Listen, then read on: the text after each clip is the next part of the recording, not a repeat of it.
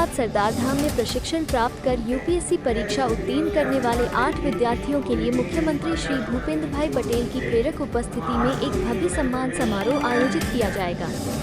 नमस्कार, सरदार धाम ट्रस्ट मांथी हूँ प्रमुख सेवक गगजी सुत्रिया आप सौનું अभिवादन करूँ छूं।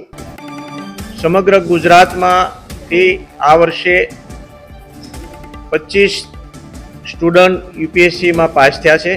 एमां सरदार धाम अमदावाद खाते थी 8 दीकराओ यूपीएससी कम्प्लीट करी छे।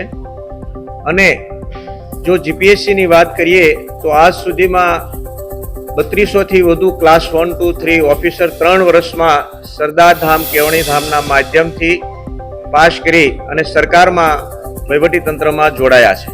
एक बात।